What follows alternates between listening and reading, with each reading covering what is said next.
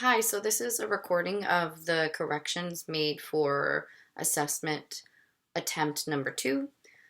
So I'm going to go ahead and proceed with the presentation for these corrections. This assessment will analyze the assessment of one bipolar disorder patient that is medication non-compliant and the priorities that a care coordinator would have when discussing the plan with the patient and the family. In the following essay, we'll use evidence-based practice supporting evidence to evaluate the different elements of the care plan. The care plan will be based on the main issue of medication noncompliance with this patient example from assessment 1. In this case, the patient has failed to take medications as advised by the healthcare professional. The care plan goal set in assessment 1 was the patient will be able to maintain compliance with the mental health medication for 1 month and decrease the depression rating to a tolerable level. To begin, we will design patient-centered health interventions and timelines for the bipolar disorder patient and medication noncompliance that includes community resources. Intervention, follow-up, and evaluation will be discussed related to the patient example in assessment 1.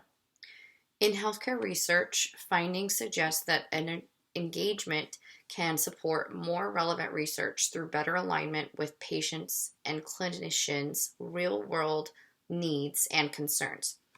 Forsley et al. 2019. This means that further engagement with patients and healthcare clinicians to assess and support a patient in managing their self-care in their care plans will improve patient outcomes. Providing more support and communication for the needs and concerns of the patient that is being identified by the patient who is going to improve compliance with the healthcare plan. For this patient, different interventions will be analyzed with a patient-centered approach. A tolerable depression rating has to be established first.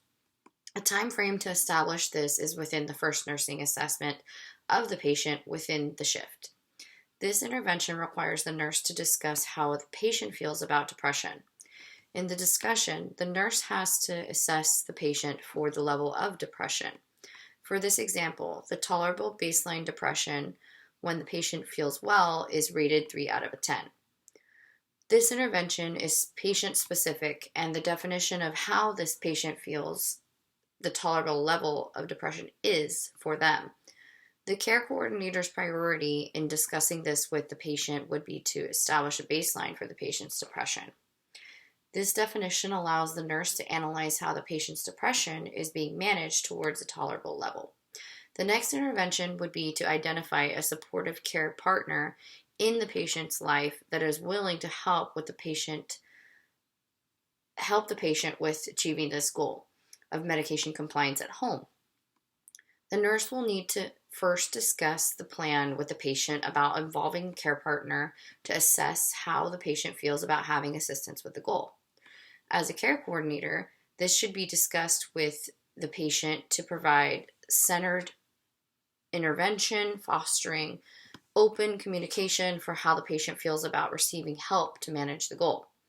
For this case, the patient was open to having the family member assist with monitoring and assisting with medication management and compliance.